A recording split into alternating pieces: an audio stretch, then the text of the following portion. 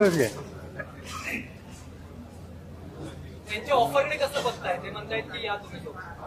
आहे की माझं व्यक्तिगत मत आहे आणि व्यक्तिगत संबंध वेगळे आणि मत धोरणाच्या संदर्भातली वेगळी. आज या देशामध्ये संसदीय लोकशाही पद्धती ही मोदींच्या उलट संकटात आली असं माझं स्वच्छ मत आहे. जे दिल्लीचे मुख्यमंत्री केजरीवाल किंवा झारखंडचे मुख्यमंत्री यांना अरेस्ट करून तुरुंगात टाकण्याच्या संबंधीची भूमिका घेतली, याच्या पाठीमागं केंद्रीय नेतृत्वाची केंद्र सरकारच्या सहभाग असल्याचं हे होऊ शकत नाही.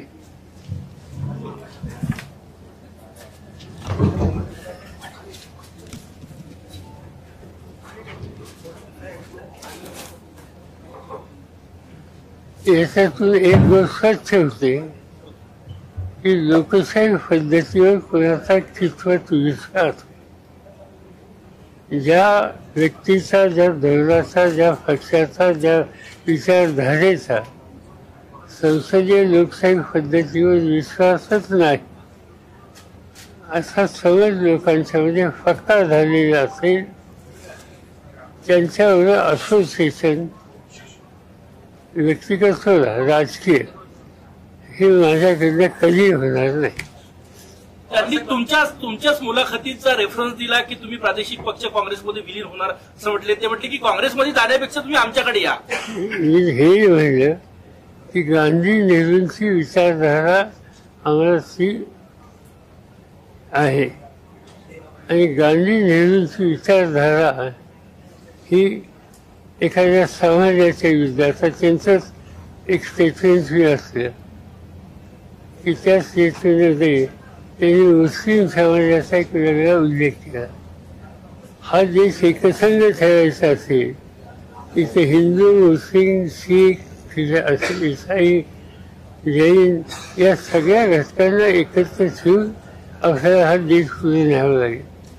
त्याच्या एका ते दोन धर्मीय समाजाच्या संबंधी काही वेगळी भूमिका आपण मांडायला लागलो तर समाजामध्ये ऐक्य राहणार नाही, गैरविश्वास राहील आणि मोदींची अलीकडची सगळी भाषणं ही असा एक समाजामध्ये गैरविश्वास निर्माण व्हायला पोषक आहेत आणि देशाच्या दृष्टीने घातक आहे. जे देशाच्या हिताचं नाही तिथं मी ते आमचे सहकारी असणार आहे. लोकसभा निवडणुकीचे 3 टप्पे झाले आणि 4थ्या टप्प्याच्या 2 दिवस आधी पंतप्रधानांचं हे वक्तव्य कसा अर्थ काढता तुम्ही याचा? असं आहे की जे काही निवडणुकीचे 1, 2, 3, 4 टप्पे झाले त्याच्यामध्ये एकंदर चित्र दिसते मतदारांचं, त्यांची एकंदर स्थिती दिसते, निर्णय घेतलेले दिसतात. त्याच्याहून मोदी साहेबांचा जो विचार त्या विचाराच्या विरुद्ध जनमत व्यक्त होण्याचं प्रक्रिया सुरू झालेली आहे आणि त्यामुळे ते अस्वस्थ आहेत. ही त्यांची अस्वस्थता ही अशी विधानं हे सांगतात किंवा कन्फ्युजन तयार करण्याची भूमिका सांगतात. तेलंगणामध्ये बोलताना अमित शहा असं म्हणाले की मुस्लिमांचं आरक्षण आम्ही रद्द करू आणि SC, ST आणि ओबीसीचं आरक्षण आहे ते वाढू. मुस्लिमांना आरक्षण देऊन काँग्रेसने या इतर समाजावर अन्याय केला असे भूमिका त्यांनी. काय मला काही समजत नाही. SC, ST यांचं आरक्षण वाढवायचं असेल तर आमचा काही कुणाचा विरोध नाही, औषधावर कुणाच्याही संबंधीचा. पण एखाद्या समाजाच्या संबंधी राज्यकर्त्यांनी अशी कशी भूमिका घेऊन चालली? प्रधानमंत्री हे सगळ्यांचे असतात, देशाचे असतात. जो देशाचं नेतृत्व करतो त्यांनी एका धर्माचं, एका जातीचं, एका भाषेचं हा जर विचार करायला सुरुवात केली तर देशाचं ऐक्य संकटात येईल. तसे प्रधानमंत्री असो तर त्यांच्या मंत्रिमंडळाचे मंत्री असो. तिसऱ्या टप्प्याचं मतदान झाले. राज्यात सगळे महत्वाचे मतदारसंघ होते, अगदी बारामती, माढा. कसं बघता रिझल्ट कसं एकदम निर्णायक टप्पा होता? असं बघूया आता काय होतं. 11 वर्षांनी नरेंद्र दाभोळकर यांच्या हत्या प्रकरणाचा निकाल लागलेला आहे. 5 पैकी 2 जण हे निर्दोष आहेत, पण 3 जण जे होते त्यांना निर्दोष सुटका केलेली आहे. आता कोर्टाचा निकाल द्यायचो. इतकी वर्ष लावली यावेळेस आम्ही लोक अस्वस्थ होतो, पण ठीक आहे, निदान काहीतरी निकाल त्यांनी दिला. त्याच्यात काही लोकांना त्यांनी शिक्षा झाली असं तुम्ही म्हणतात. दोघांना दोषी धरलं, जन्मठेप दिली.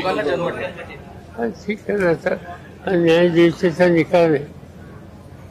काहीतरी जावळकरांना त्यांच्या असलेला न्याय मिळाला. मुख्य सूत्रधार मोकळा सोडलाय, पण मुख्य सूत्रधार निर्दोष सोडलाय आणि जे शूटर आहेत त्यांना जन्मठेप दिली. हे कसं? त्याच्यासाठी महाराष्ट्र सरकारने अपील करावं. जर तुम्ही म्हणता सूत्रधार सुटली असती तर राज्य सरकारने अपील करावं आणि ही भूमिका हायकोर्ट सुप्रीम कोर्टात मांडावी. तुम्ही आता बोलताना असं म्हटलं की व्यक्तिगत संबंध पंतप्रधानांशी वेगळे, परंतु राजकीय विचार म्हणून आम्ही कधी जाणार नाही. व्यक्तिगत संबंध अजूनही चांगले आहेत आपले. काय की पार्लमेंटमध्ये आम्ही बसतो, उद्या पार्लमेंट संसदेत चहाला वगैरे एकत्र बसतो. ते म्हणजे सगळे तिथं आम्ही पक्ष बघत नाही आणि त्यावेळी लोक भेटतात एकमेकाला. जर तुमच्या त्या विधानावरती अजितदादा असं म्हणाले की त्यांना संभ्रमावस्था निर्माण करण्याची त्यांची कार्यपद्धती राहिलेली आहे. त्याचा मी काय फार व्यवस्थित नाही, कारण कसं आहे की राजकारणामध्ये वादबुद्धी हे त्यांचं वैशिष्ट्य. असे अनेक लोक असतात आणि ते वादबुद्धीने काही बोलत असतात. त्याच्याकडे काय लक्ष द्यायचं आपण? सातत्याने याला पाडेन त्याला पाडेन सुरू झाले. आता ते याला बघतो त्याला बघतो. अशोक पवारांना म्हटले तुम्ही कसे आमदार होता तर मी बघतो. अजितदादांचं कालचं बघतो.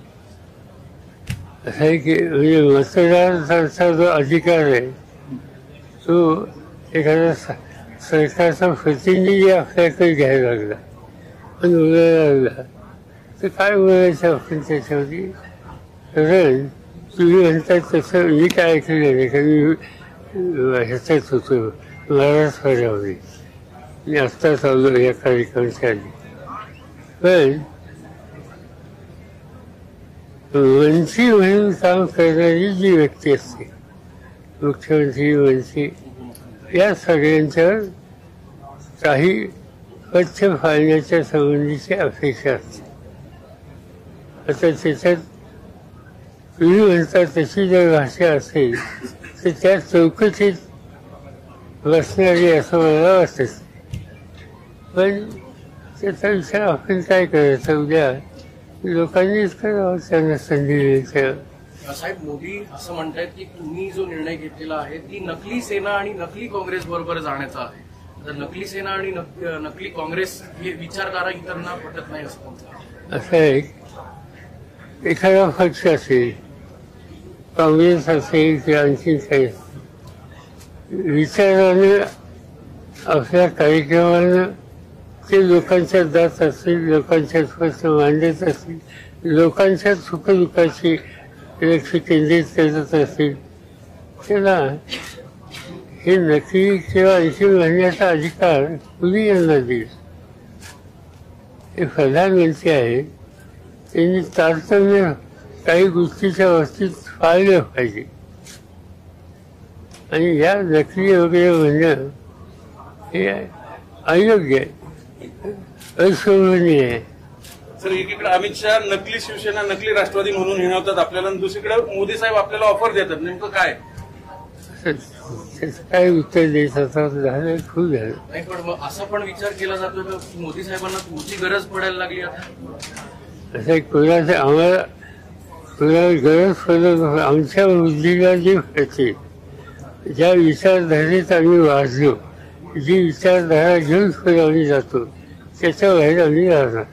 महायुतीमध्ये छगन भुजबळ हे कुठेही प्रचारामध्ये सक्रिय दिसत नाहीये. मराठा विरुद्ध ओबीसी असा वाद भीती वाटते असं हे मला माहिती नाही. कोण प्रचारात जातो इतर पक्षाचा, त्याचं काही चिफा मिळतील. मुख्यमंत्री म्हणतायत की पंतप्रधान यांच्यावर कुठलाही डाग नाहीये, ते अतिशय स्वच्छ आहेत असं त्यांचं कौतुक करताना ते असं म्हणतात की त्यांच्यावर कुठलाही डाग नाही.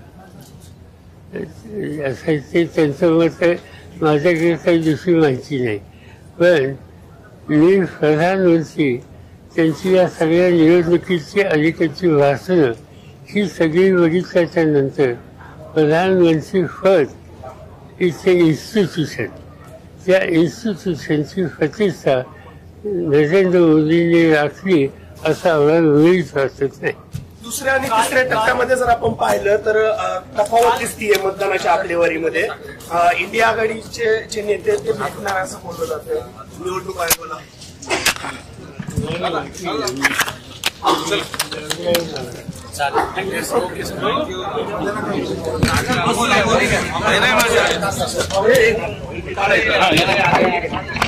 एक मिनिट अक्षय एक मिनिट प्रसन्न तेजस